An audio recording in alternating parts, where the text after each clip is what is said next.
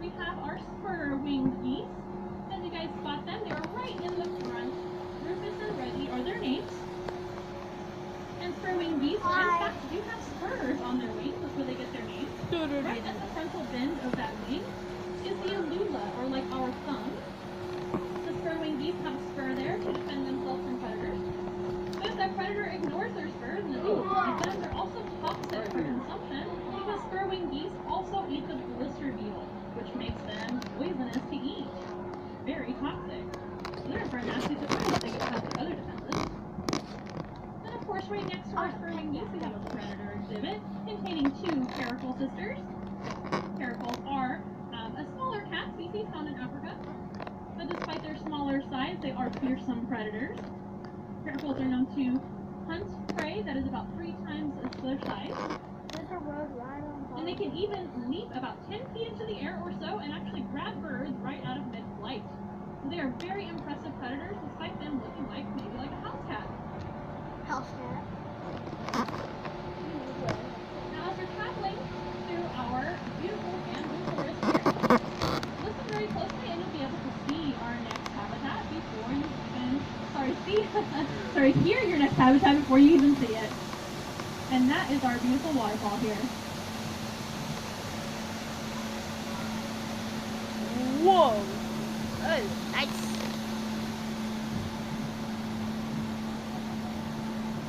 Once we get past the waterfall, you can see our river. This is home to many, many birds. Out in the wild, there are actually about 1,000 birds in this natural habitat in Africa. Our first birds that we will see are the European storks, and they're standing right on their nest. Now, it may sound strange to talk about European storks on an African tour, but European storks actually spend more time in Africa and Asia than they do in Europe. They spend about 9 months out of the year in those warmer areas in Africa and Asia, and then the rest of the time in Europe. Fish. The reason they migrate is actually to raise Because there's dead fish. and flip their young, because it's warmer there, and then they come back to Europe with their babies, which may explain why storks bring babies in legend and tale. Now, all the way back into the exhibit, kind of on the left-hand side, you'll see our flock of white pelicans, greater white pelicans. Those are not pelicans, it's very large. They're known for their gular, which is right underneath their bill. It's that flap of skin that hangs down. That's how they're able to hunt their fish. This fish is here.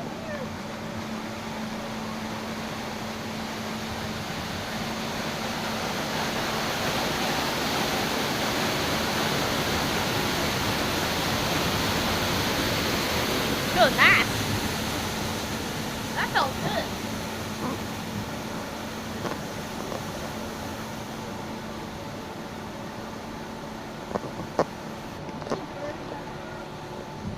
Where's the fish? Well, it looks like we all made it past the waterfall. Safe and sound. As we move past the waterfall, you might notice a small hut. This is a simulated fishing hut, which might be similar to the ones in Africa, right near the rivers and streams. This is to remind us that many families in Africa rely on clean water to be able to fend for their families. Their livelihood relies on fishing. This is a great reminder to us all because water is our lifeline. Clean water and fresh water are as important to every living thing on Earth. That's why we want to keep it clean. We definitely want to make sure and recycle and to not pollute our waterways. Now, coming up the incline here, we're going to look really carefully for our next animal.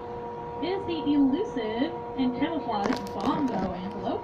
It's a very rare species. Looks like we have 2 all the way to the far right in the corner.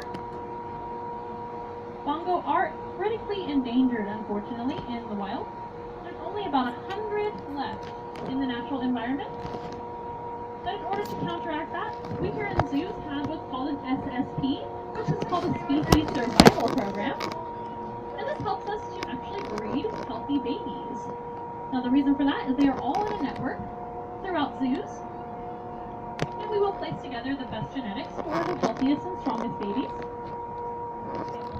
And that spans throughout the whole entire world. So you may even see animals here at the Dallas Zoo that don't necessarily belong to the Dallas Zoo.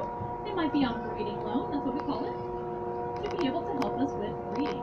And for those endangered species, that's extra important. of success with endangered species. Our next animal as we enter our desert habitat are the scimitar horned oryx.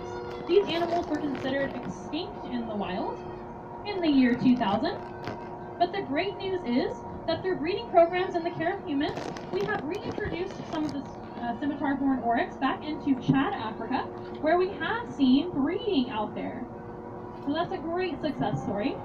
And it lets you know how important breeding is here in zoos and other types of places like that. Scimitar horned oryx are definitely a desert survivor. They are highly adapted to being able to survive in those desert situations where many other animals could not live. Now, speaking of other desert animals that are amazing survivors, it looks like we have a gemsbok right here. That is the first animal over here by the log trough right here, eating a little bit of dinner. Gemsbok are one of the most aggressive antelope species. They've been known to take on predators of theirs, like lions and leopards, and actually win that battle between them. And lying down in a group right here, having a little bit of a nap, we have our addax. Addax are also a very endangered species. But through zoos and other places like that, we have seen successful breeding. In fact, we actually have 2 addax calves among the herd right there laying down. They're the ones with the straighter, shorter horns. And the rest of them have the curly, wavy horns. Those are adult addax. You might have also seen our male ostrich Newman. You know, he's a male by his black and white coloration. Right near Newman, right past the fencing, you see our lappet-faced vultures. Those guys are so beautiful, aren't they? Bald is beautiful, isn't it? Vultures are bald, but they are bald with a purpose. It helps them to keep their faces clean, because after all, vultures eat carrion, which is dead things. Sounds kind of gross, but when was the last time you or I ate anything that was still alive? Vultures are extremely important to every environment because they clean up for us and keep disease down for us. Now, just past the vultures and those crown cranes that we saw passing by, you'll see the Nyala antelope. They are kind of a shaggy coated antelope with long horns. These guys have actually learned to travel with other types of animals like baboons and other species.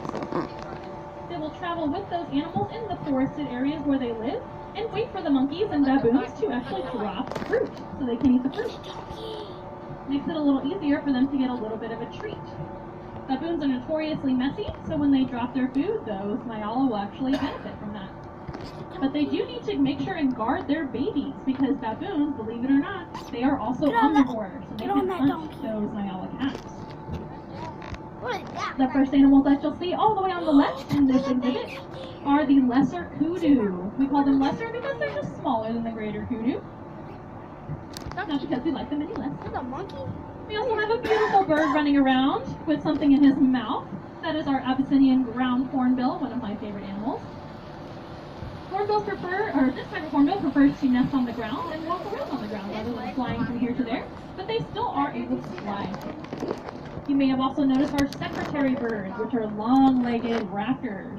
Those guys are related to hawks and eagles and owls, but they don't hunt in the same way that those other birds do.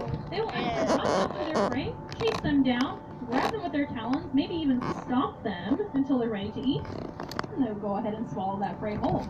They eat things such as snakes, lizards, mice, other birds, anything they can really fit into their mouth. I thought we were about to get sick. Wow.